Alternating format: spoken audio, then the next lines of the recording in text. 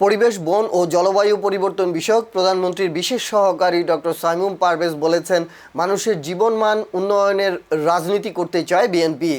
শুক্রবার 22 মে শিবগঞ্জ উপজেলা ও পৌর বিএনপির উদ্যোগে শিবগঞ্জ সরকারি মডেল হাই স্কুল মাঠে এক মতবিনিময় সভায় প্রধান অতিথির বক্তব্যে তিনি একথা বলেন। এ সময় পারভেজ বলেন, জামায়াত ইসলামী নির্বাচনের আগে বলেছিল বিএনপি রাষ্ট্র পরিচালনা করতে পারবে না, ফ্যামিলি কার্ড দিয়ে কি হবে। এখন বিরোধী দলের এমপিরা উন্নয়নের জন্য মন্ত্রীদের সঙ্গে ছবি তুলছেন। তিনি বলেন, লুটেরা, চাঁদাবাজ ও দালালি করে যারা মানুষের ন্যায্যতা কেড়ে নিতে চায় তাদের শিবগঞ্জের মাটিতে ঠাঁই হবে না। পদ্মার ভাঙন রোধের পাশাপাশি সোনা মসজিদ স্থলবন্দরের আধুনিকায়ন করা হবে বলেও জানান প্রধানমন্ত্রীর এই বিশেষ সহকারী।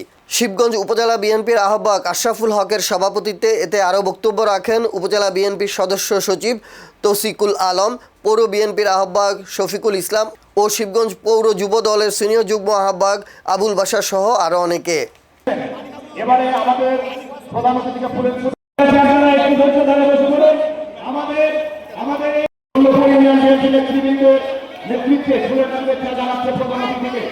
মাটিতে লুটেরা কণ্ঠে, শিবগঞ্জের মাটিতে চাঁদাবাজি, দালালি এবং সাধারণ মানুষের ন্যায্য হক যারা কেড়ে নিতে চায় তাদের রাজনীতির দিন আমি শেষ করবো ইনশাআল্লাহ।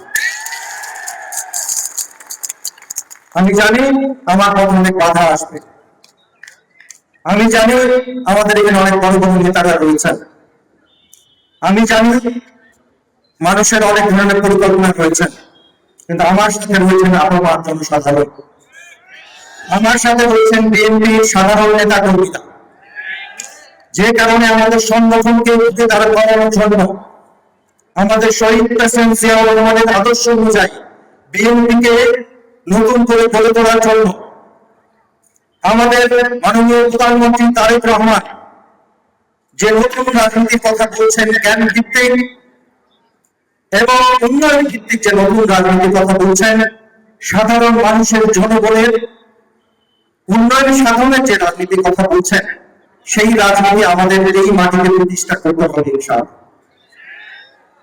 এবং এই প্রতিষ্ঠা করতে যে আমাদের অনেক ধরনের বাধা আসবে, সেই বাধায় যাতে আমরা পার করতে পারি সেটা সহযোগিতা আপনাদের কাছে আমি কামনা করছি।